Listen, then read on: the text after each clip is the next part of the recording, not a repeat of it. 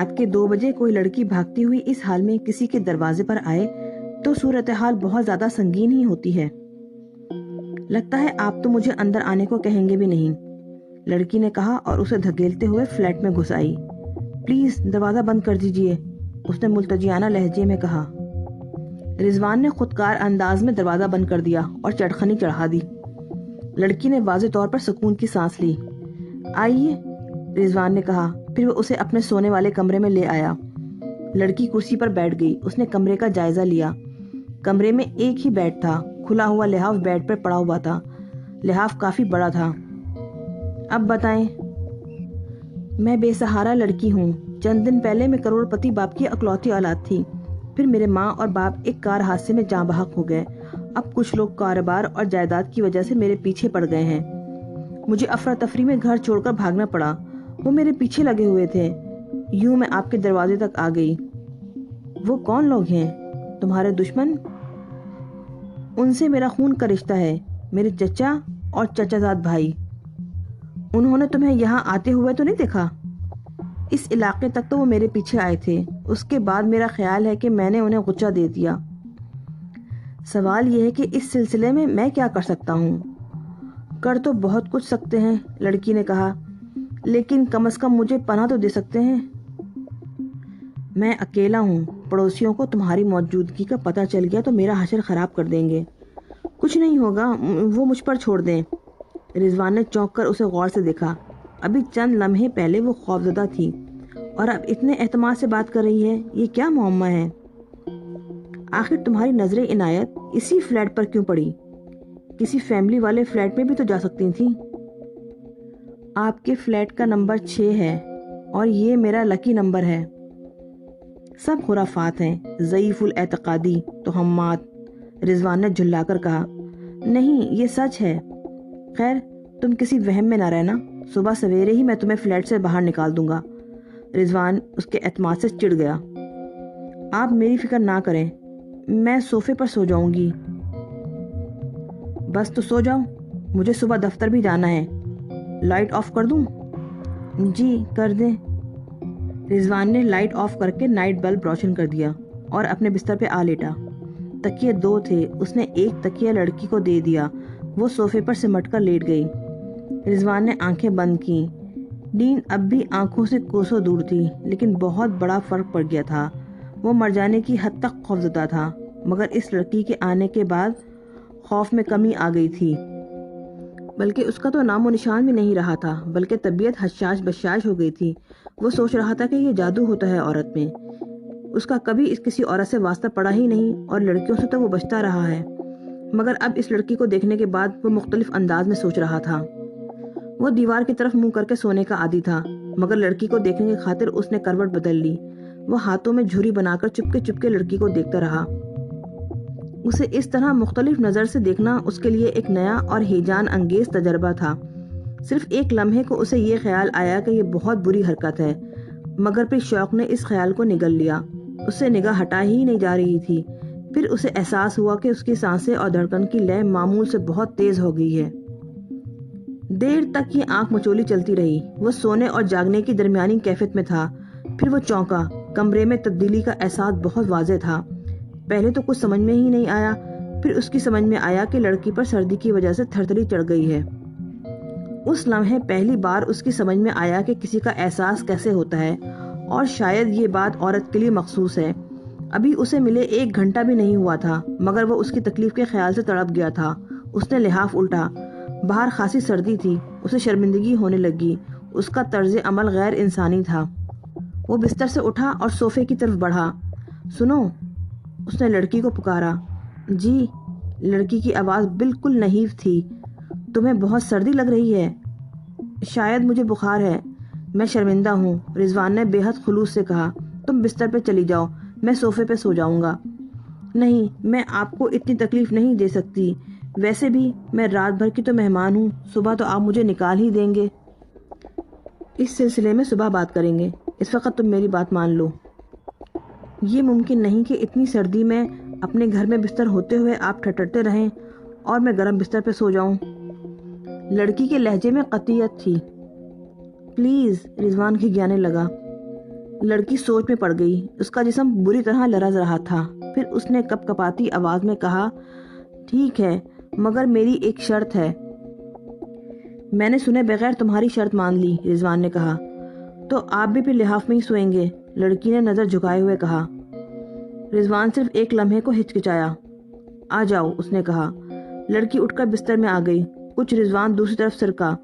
कुछ लड़की भी सिमटी सिमटी सी थी, लेकिन इतना फासला होने पर भी रिजवान को अपने जिस्म में कैफो सुरूर दौड़ता हुआ महसूस हो रहा था। चंद लम्हे बाद उसका जी चाहने लगा कि लड़की और करीब आ जाए। वो खुद करीब नहीं होना चाहता था और लड़की से कहना भी नहीं चाहता था। वो चंद लम्हे सोचता रहा, फिर उसने कहा, तुम इस तरफ से खुल गई हो, लिहाफ इतना बड़ा भी नहीं। सोफे से तो बेहतर ही है, लड़की ने बमुश्किल कहा। सर्दी से इसके दांत बज रहे थे। रिजवान को एक और जवाब मिल गया, मगर तुम पर तो लर्जा चढ़ा हुआ है, दांत बज रहे हैं। इस तरफ आ जाओ और साइड से लिहाफ लपेट लो। लड़की और अंदर आ गई और इसकी जिस्म की आंच रिजवान को महसूस हो रही थी। उसका जी चाह रहा था कि हाथ बढ़ाकर उसे छू ले। दूसरी तरफ लिहाफ में भूचाल से आया हुआ था। तुम पर तो अब भी लर्जा चढ़ा हुआ है, उसने कहा। मजबूर हूँ, इस पर काबू पाना मेरे बस में नहीं। आप डिस्टर्ब हो रहे हैं तो मैं लिहाफ से निकल जाऊं? मेरा मतलब ये नहीं था, मैं तशवीश की वजह से पूछ रहा हूँ, रिजवान ने कहा। मुझे बुखार है। मैं क्या करूं? लिहाफ तो और है नहीं, रिजवान ने परेशानी से कहा। एक और सूरत है, मगर मैं नहीं चाहती कि आप मुझे बुरी लड़की समझें। मैं तुम्हें बुरा समझ ही नहीं सकता। रिजवान को इस बात का मफहूम समझने में चंद लम्हे लगे। उसके बाद उसका जिस्म यूं कपकपाया जैसे उसे भी बुखार चढ़ गया हो। फिर उसने शैतान को वहशत भरे अंदाज में खींचकर अपने करीब कर लिया। आंख खुलते ही रिजवान ने घड़ी में वक्त देखा और हड़बड़ाकर उठ बैठा। 10 बज चुके थे और उसे दफ्तर भी जाना था।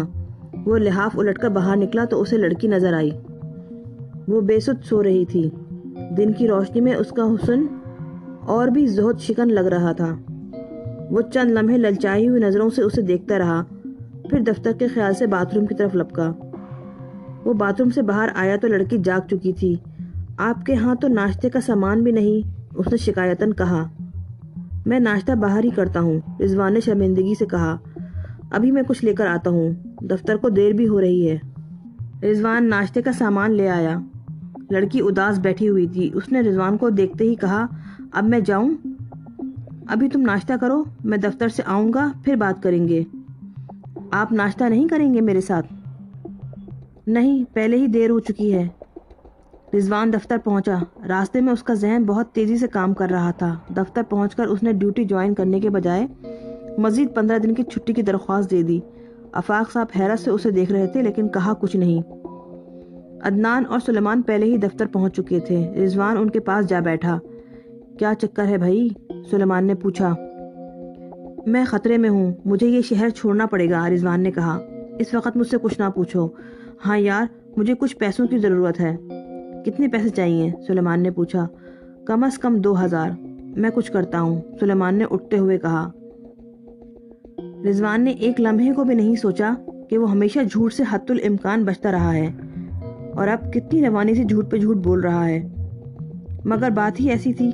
उसने सोचा था, रात के मामलात के बाद वो इस लड़की को खुद से दूर करने का सोच भी नहीं सकता था, जिसका नाम तक उसे मालूम नहीं था, मगर वो एलानिया तौर पे उसे अपने साथ भी नहीं रख सकता था।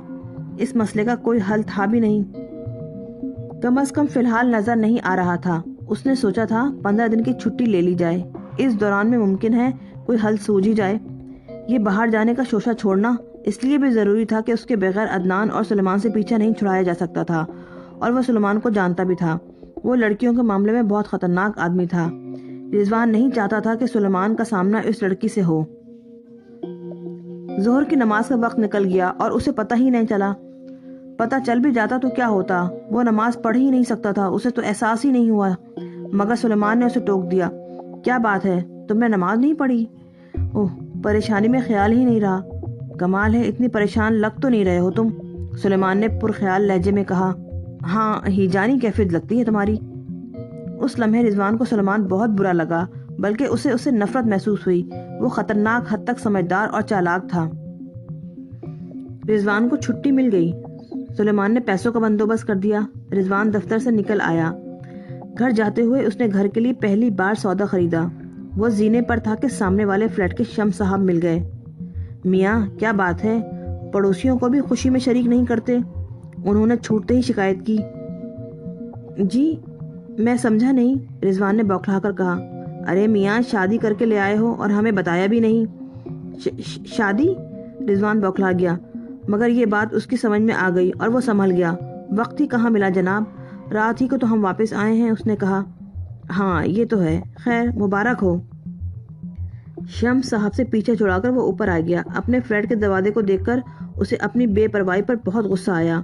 اسے باہر سے تالا لگا کر جانا چاہیے تھا۔ اس نے ڈور بیل بجائی، لڑکی نے دروازہ کھولا، وہ اندر چلا گیا۔ لڑکی نے دروازہ بند کر لیا۔ رضوان نے سامان کچن میں رکھا اور لڑکی کی طرف مڑا۔ یہ سامنے والے پڑوسیوں کو تم نے بتایا کہ تم میری بیوی ہو؟ لڑکی سوگوار نظر آ رہی تھی۔ تو اور کیا کہتی، آپ نے تو مجھے کہیں کا بھی نہیں چھوڑا، یہ کہہ کر وہ بری طرح رونے لگی۔ رضوان اور بوکھلا گیا، اب اسے کس طرح چپ کرائے؟ آخر اس نے اسے باہوں میں سمیٹ لیا۔ تم نے ٹھیک کہا، میں کوئی شکایت تو نہیں کر رہا تھا، مگر آپ نے بہت برا کیا میرے ساتھ۔ لڑکی بدستور رو رہی تھی۔ میں تو آپ کے پاس پناہ لینے آئی تھی، آپ نے مجھے… یقین کرو کہ میں ایسا نہیں ہوں، مجھے نہیں معلوم کہ وہ سب کیسے ہو گیا۔ رضوان گڑ گڑایا۔ اس میں اتنی ہمت بھی نہیں تھی کہ اسے کہتا کہ ترغیب تو اسی نے دی تھی۔ مرد کی فطرت ہی ایسی ہے کہ اس معاملے میں سب کچھ سمجھتے ہوئے بھی وہ عورت کو مورد الزام نہیں ٹھہراتا، خود ہی کو جابر قبول کر لیتا ہے۔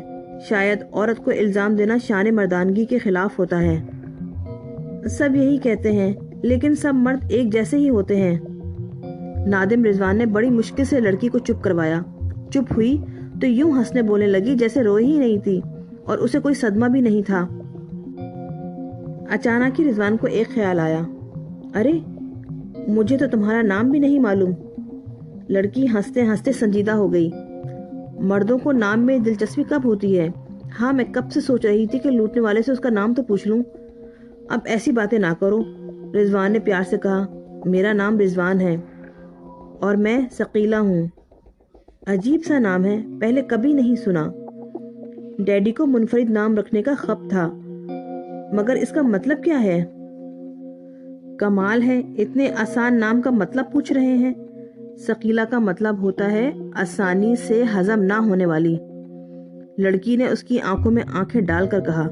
رضوان جھینپ گیا، اس کی نظریں جھک گئیں، پھر اس نے پیٹ پر ہاتھ پھیرتے ہوئے کہا، مجھے تو تم زود ہضم لگی ہو، کسی غلط فہمی میں نہ رہیے گا، ثقیلہ نے تیز لہجے میں کہا، اور رضوان کا چہرہ تمتما اٹھا۔ رضوان کو گئے ہوئے ایک ہفتہ ہو چکا تھا۔ سلیمان اسے بہت مس کر رہا تھا۔ اس شام وہ اور عدنان سگریٹ خرید رہے تھے کہ شمس صاحب سے ملاقات ہو گئی۔ وہ پان لینے کے لیے آئے ہوئے تھے۔ کیسے دوست ہو تم لوگ؟ شمس صاحب نے ملامتی لہجے میں کہا۔ اتنی گہری دوستی تھی اور نہ صرف آنا جانا چھوڑ دیا بلکہ مبارکباد بھی دینے نہیں آئے۔ سلیمان اور عدنان کی سمجھ میں کچھ نہیں آیا۔ سلیمان نے کہا، میں آپ کا مطلب نہیں سمجھا، میں رضوان کی بات کر رہا ہوں، وہ تو شہر سے باہر گیا ہوا ہے، عید کے تیسرے دن ہی آ گئے تھے وہ۔ عدنان اور سلیمان نے ایک دوسرے کو دیکھا۔ عدنان کا منہ کھل گیا۔ آپ مبارکباد کی بات کر رہے تھے، تمہیں نہیں معلوم رضوان نے شادی کر لی ہے؟ شمس صاحب نے کہا۔ اس بار سلیمان کا منہ کھلے کا کھلا رہ گیا، پھر اس نے سنبھل کر کہا، ہمیں معلوم نہیں۔ اچھا شمس صاحب، آئیں گے ہم لوگ۔ اپنے فلیٹ کی طرف جاتے ہوئے رضوان نے کہا، یہ سب کیا ہو رہا ہے؟ سمجھ میں نہیں آتا۔ ویسے رضوان اس دن بدلہ بدلہ لگ رہا تھا، پھر بھی یہ نہیں ہو سکتا، عدنان نے کہا۔ ہو تو کچھ بھی سکتا ہے یار، اب یہی دیکھ لو، رضوان نے جھوٹ بولا کہ وہ شہر سے باہر جا رہا ہے۔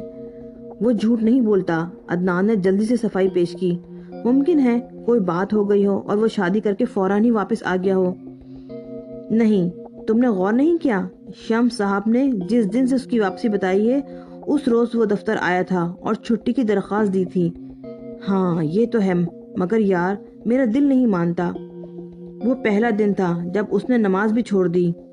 وہ دونوں خاموشی سے چلتے رہے، پھر عدنان نے کہا، چلیں اس کے گھر؟ سوچنا پڑے گا، میری سمجھ میں تو کچھ آ ہی نہیں رہا۔ رضوان کو اندازہ ہو گیا تھا کہ ثقیلہ اتنی معصوم نہیں جتنی نظر آتی ہے۔ اس نے محلے والوں کو جس طرح قائل کیا تھا اور مٹھی میں لیا تھا، وہ اس کا سوچ بھی نہیں سکتا تھا۔ اس نے پڑوسیوں کو بڑی مربوط اور قابل قبول کہانی سنائی تھی۔ کسی کو بھی کسی قسم کا کوئی شک نہیں ہوا تھا۔ نتیجہ یہ ہوا کہ لوگ بڑے پرسکون رہ رہے تھے، بلکہ کبھی کبھی تو رضوان کو یہ یقین ہونے لگتا کہ ثقیلہ واقعی اس کی بیوی ہے۔ پڑوسیوں کا اطمینان اپنی جگہ، لیکن رضوان جانتا تھا کہ ایسے کام نہیں چلے گا۔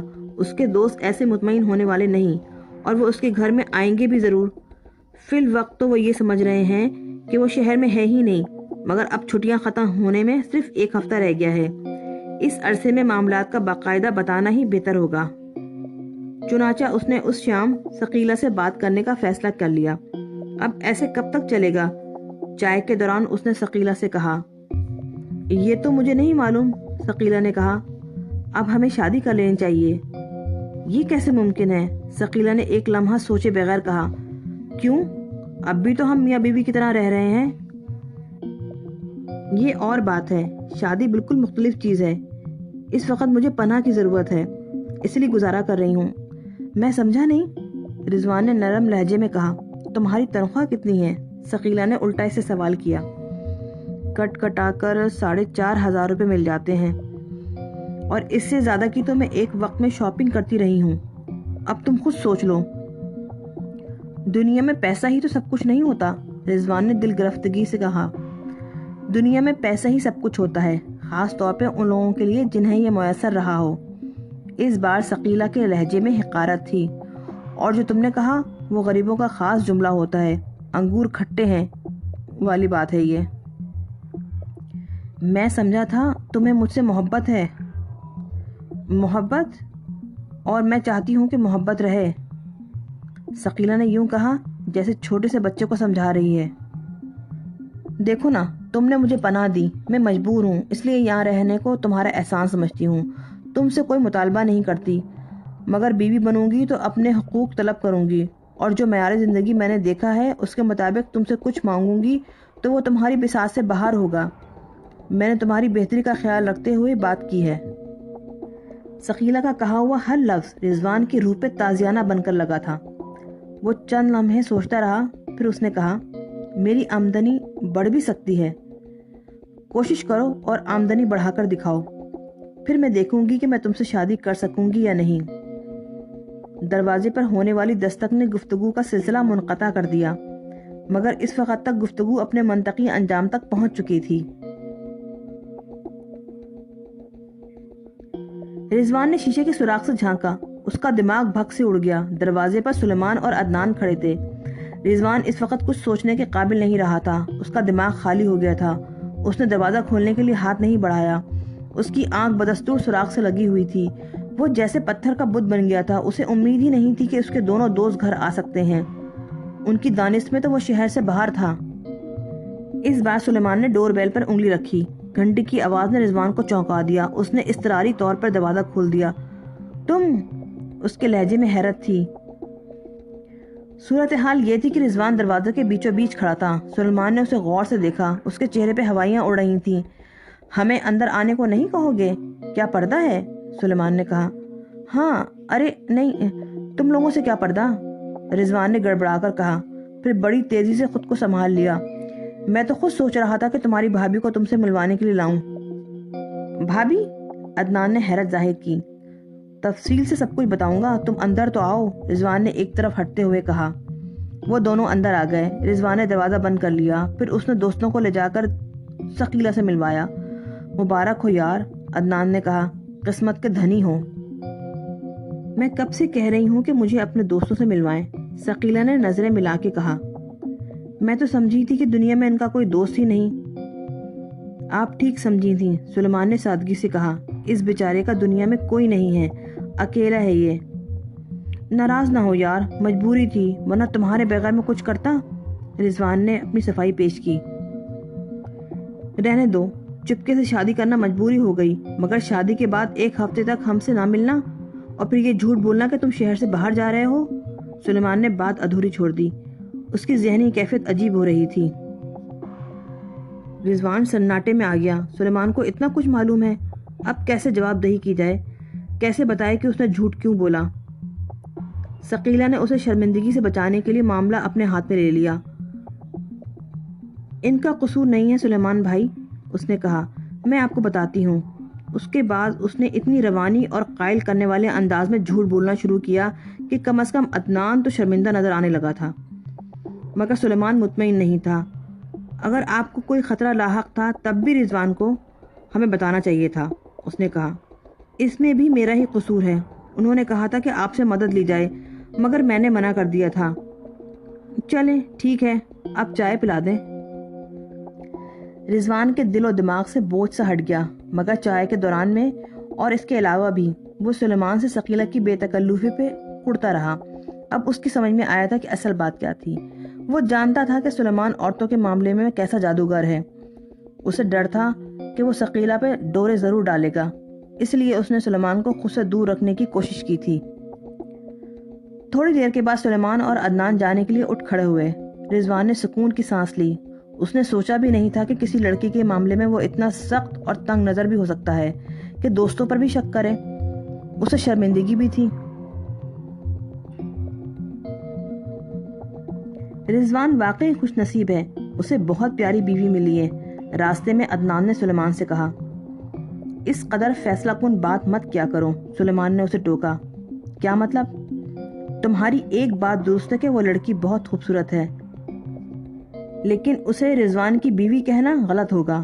میں دعوے سے کہتا ہوں کہ ابھی ان کی شادی نہیں ہوئی ہے۔ عجیب بات کرتے ہو تم۔ وہ پہلا موقع تھا کہ عدنان سلیمان سے چڑ گیا۔ پہلے مجھے پوری بات کرنے دو، سلیمان نے بے حد رسان سے کہا۔ اور تم نے رضوان کی خوش نصیبی کا حکم لگانے میں بہت جلدی کی۔ ہاں اب کہو۔ کیا کہوں؟ ثابت تو یہ ہو رہا ہے کہ تم خود جلد بازی میں دوسروں کے بارے میں فیصلے کرتے ہو، عدنان بولا۔ خود تم نے اتنی سی دیر میں کتنے فیصلے صادر کر دیے؟ میں منطقی بات کر رہا ہوں۔ کیسے؟ دیکھو، ہم رضوان کے بہت قریبی دوست ہیں، ہمارے سوا دنیا میں اس کا کوئی نہیں۔ وہ کیسی ہی افراتفری میں شادی کرے ہمیں ضرور بتائے گا۔ چلو شادی ہو بھی گئی ہو، وہ سب سے پہلے ہمیں مطلع کرے گا۔ یہاں اس نے ہمیں بتایا بھی نہیں، بلکہ جھوٹ بولا کہ وہ شہر سے باہر جا رہا ہے تاکہ ہم اس کے گھر کا رخ بھی نہ کریں۔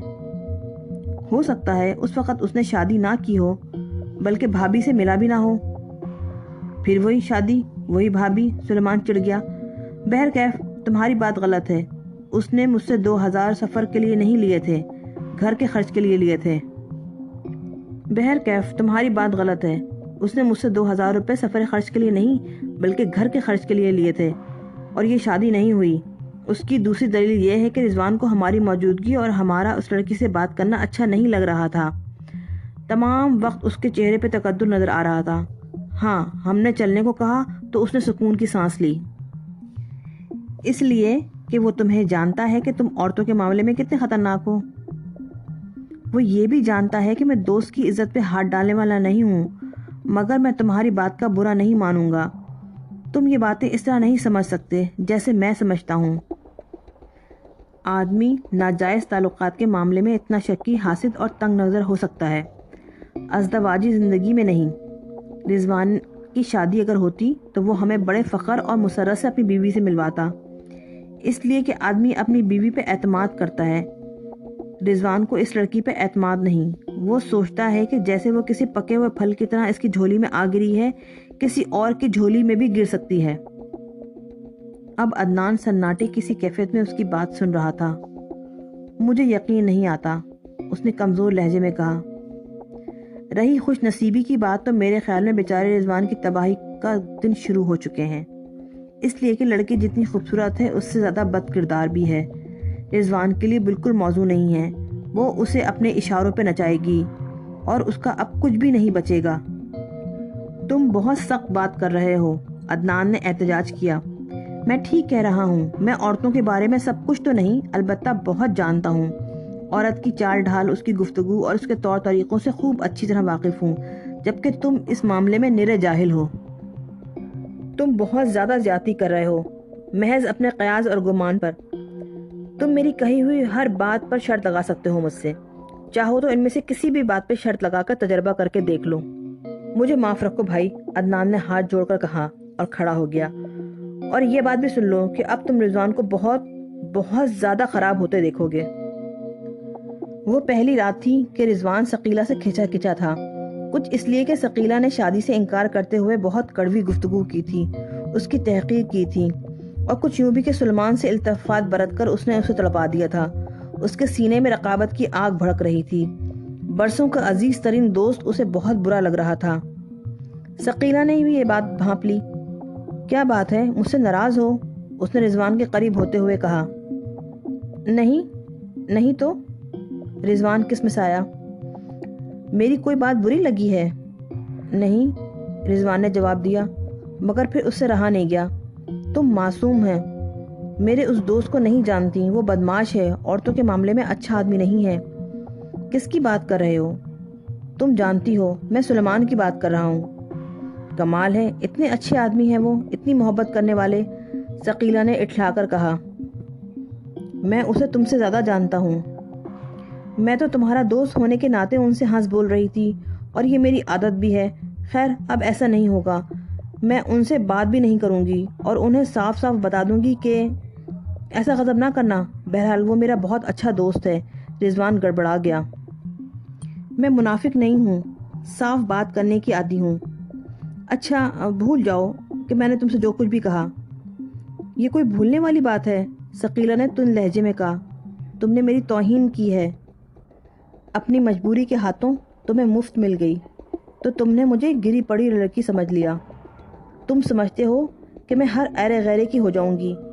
بہت گھٹیا بات کی ہے تم نے، مجھ پر شک کرتے ہو۔ ارے ثقیلہ، مجھے معاف کر دو۔ رضوان بری طرح بوکھلا گیا۔ میرا یہ مطلب نہیں تھا۔ اب ثقیلہ پھوٹ پھوٹ کر رونے لگی۔ رضوان کی بوکھلاہٹ اور بھی بڑھ گئی۔ اس نے ثقیلہ کو لپٹا لیا۔ ثقیلہ چاہتی بھی یہی تھی، مگر اس قربت میں بھی رضوان کو اصل بات یاد تھی۔ ثقیلہ، تم مجھ سے شادی کر لو، میں تمہیں اس کا جواب دے چکی ہوں۔ پلیز ثقیلہ، میں تمہارے بغیر نہیں رہ سکتا۔ ثقیلہ مسکرائی۔ میں تمہیں وجہ بھی بتا چکی ہوں۔ میں بہت پیسہ کما سکتا ہوں۔ مجھ سے محبت ہے تو کچھ کرو، کر کے دکھاؤ، پھر میں سوچوں گی۔ ویسے یہ بتا دوں کہ مجھے بھی تم سے محبت ہے۔ اسی لمحے رضوان نے فیصلہ کر لیا کہ اسے کیا کرنا ہے۔ سلیمان کی پیشگوئی بہت جلد درست ثابت ہو گئی۔ رضوان نے دفتر جوائن کر لیا تھا، مگر وہ اس حد تک بدل چکا تھا کہ دونوں دوست ہی نہیں، دفتر کے ہر فرد کو حیرت ہوئی تھی۔ کسی کو یقین نہیں آتا تھا کہ اتنے کم وقت میں دیکھتے ہی دیکھتے کوئی اس حد تک بدل سکتا ہے۔ وہ تو نیگیٹو مارکنگ کا کیس تھا۔ اس نے ایک خوبی گنوائی تھی تو اسی پہ اکتفا نہیں کیا تھا، ایک برائی بھی اپنائی تھی۔ اس نے نماز چھوڑ دی تھی اور بڑے دھڑلے سے رشوت لینے لگا تھا۔ اس کے مزاج کا انکسار رخصت ہوا تھا، وہ مغرور ہو گیا تھا۔ جلد ہی رشوت لینے کے معاملے میں وہ پرانے اور گھاک رشوت خوروں کو بھی پیچھے چھوڑ گیا تھا۔ دفتر میں زیادہ وقت اس کے متعلق باتیں ہوتی تھیں۔ سلیمان کو حیرت ہوئی کہ رضوان کی یہ تبدیلی اس کے لیے تکلیف دہ ہے۔ ساتھ ہی رضوان کے متعلق تمسخرانہ گفتگو کرتے تو وہ مشتعل ہو جاتا، لیکن سچی باتوں پہ کوئی کسی سے لڑ بھی نہیں سکتا۔ چنانچہ وہ زہر کیسے گھونٹ پی کر رہ جاتا تھا۔ البتہ رضوان پر اسے شدید غصہ آنے لگا تھا۔ ایک دن اس سے رہا نہیں گیا۔ اس نے رضوان سے کہا، یہ تمہیں کیا ہو گیا ہے؟ کیا مطلب؟ رضوان نے نظریں اٹھا کر اسے دیکھا۔ تم جانتے ہو کہ میں کیا کہہ رہا ہوں، کھل کر بات کرو، معمے میری سمجھ میں نہیں آتے۔ رضوان کا وہ لہجہ، اس کے وہ تیور بھی سلیمان کے لیے نئے تھے۔ پہلے وہ اس سے ڈرتا تھا، دب کر رہتا تھا، مگر اب وہ کڑے لہجے میں بات کرتا تھا۔ بہرحال سلیمان کو اس کی پرواہ نہیں تھی۔ یہ تم نے اچانک رشوت لینی شروع کر دی، اس نے سخت لہجے میں کہا۔ مجبوری ہے، شادی کے بعد تنخواہ میں گزارا ممکن ہی نہیں، رضوان نے کندھے جھٹکتے ہوئے بے پرواہی سے کہا۔ بہت سے لوگ ہیں جو ایسا کر رہے ہیں، اور ان سے 100 گنا لوگ وہ بھی ہیں جو رشوت لے رہے ہیں۔ سلیمان نے حیرت سے اسے دیکھا۔ وہ ایسا ترکی بترکی بات کرنے والا نہیں تھا۔ مان جا یار، تو مجھ سے بہتر جانتا ہے کہ رشوت حرام ہے۔ ایک بات بتاؤ، رضوان نے سلیمان کی آنکھوں میں آنکھیں ڈال کر کہا۔